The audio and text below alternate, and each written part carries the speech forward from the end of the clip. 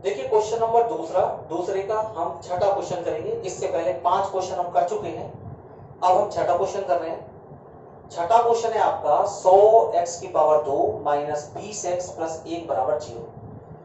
तो देखिए इसमें हमें पहले क्या काम करना है, यहां पर देखिए समीकरण आपका कैसा है। यदि चर राशि के अधिकतम घात 2 हो तो ऐसा समीकरण द्विघात समीकरण कहलाता है। ये द्विघात समीकरण है और द्विघात समीकरण को हल करने की 3 विधियां होती हैं, जिसमें से पहली विधि गुणनखंड होती है, दूसरी पूर्णवर्ग विधि होती है और तीसरी हमारे पास होती है श्रीधराचार्य विधि।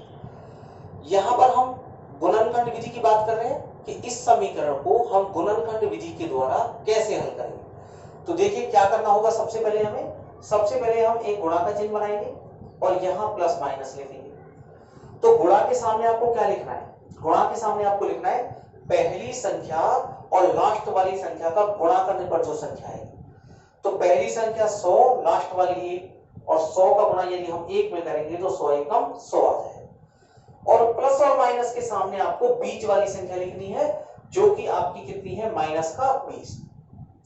तो अब आपको क्या काम करना है कि 20 के जोड़े बनाने हैं और 20 के ऐसे जोड़े बनाने हैं कि उन जोड़ों की संख्याओं का यदि हम गुणा करेंगे तो 100 आ जाए और उनको यदि हम जोड़ दें तो हमारे पास कितना आ जाएगा, 20।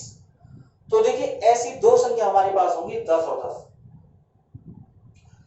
क्योंकि 10 में 10 का गुणा करेंगे तो हमारे पास 100 आ जाएगा और 10 में 10 को यदि हम जोड़ेंगे तो हमारे पास 20 आ जाएगा। अब एक नियम जो मैंने आपको बताया था उसको याद कीजिए। मैंने आपको बताया था यदि संख्या जोड़ने पर आती है, 10 में 10 को जोड़ने पर 20 आ रहा है, तो दोनों के चिन्ह कैसे होंगे, समान। संख्या माइनस की है इसलिए दोनों संख्याएं ये भी किसकी होंगी, माइनस की। तो अब इनका प्रयोग आप यहां 20 के स्थान पर कर दीजिए। 100x का स्क्वायर माइनस इस 20 के स्थान पे आपको लिखना है माइनस का 10x और माइनस का 10x और प्लस का 1।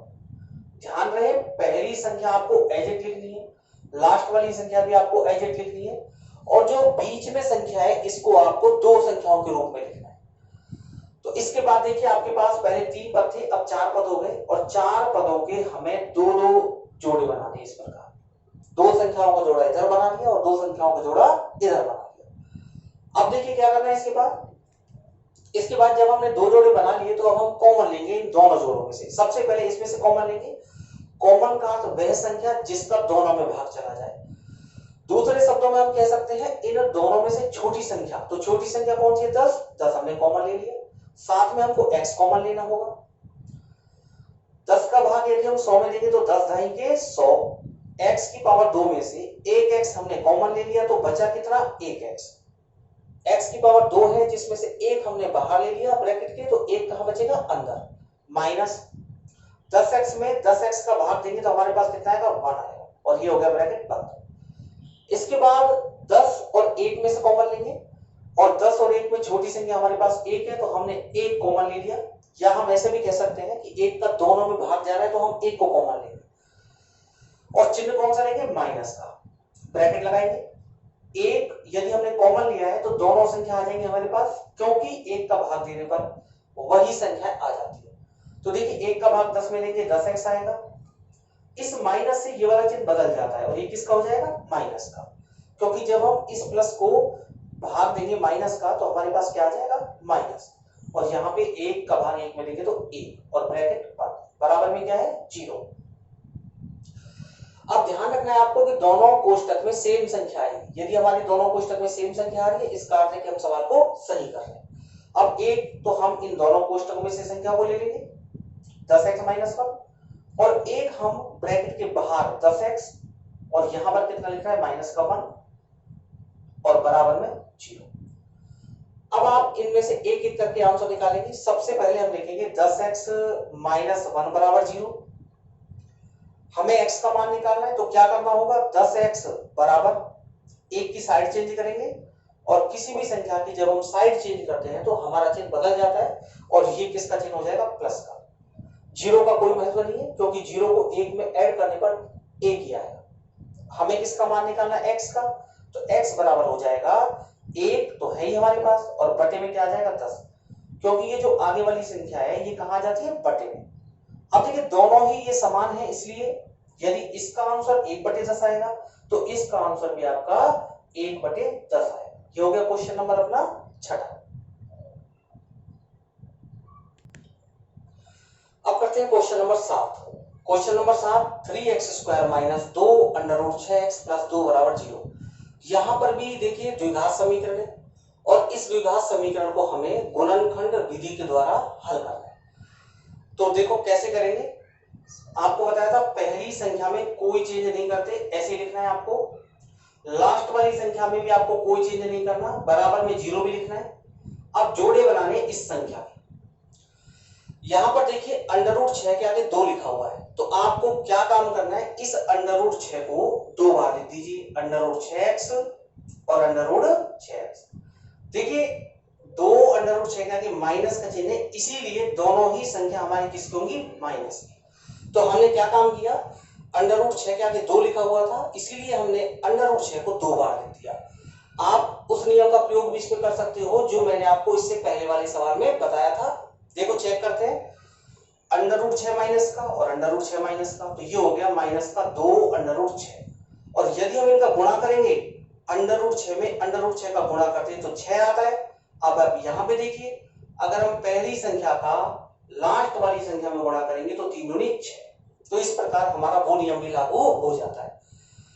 अब हमें क्या काम करना है, यहां पर ये संख्या रूट में है, इसीलिए आपको इस संख्या को भी अंडर रूट में लिखना होगा।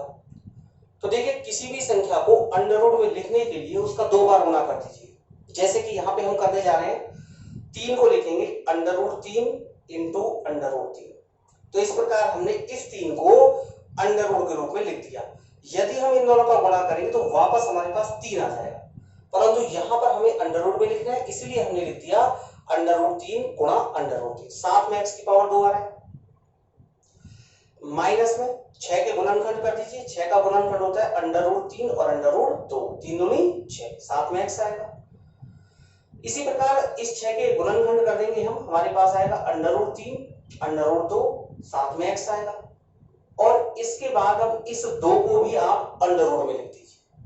अब आपको मालूम होना चाहिए कि जिस प्रकार हमने 3 को रूट में लिखा, उसी प्रकार हम 2 को भी रूट में लिखेंगे।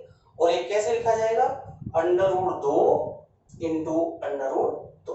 तो इस प्रकार हमने सभी संख्याओं को अंडर रूट में लिख लिया। अब जैसा कि हम हर सवाल में करते आ रहे हैं कि जब हमारे पास 4 संख्याएं हो तो हम 2-2 के जोड़े बनाएंगे। तो देखिए 2-2 के जोड़े हम यहाँ पे बनाएंगे, ये 2 का जोड़ा बन गया और यहाँ पर ये 2 का जोड़ा बन गया।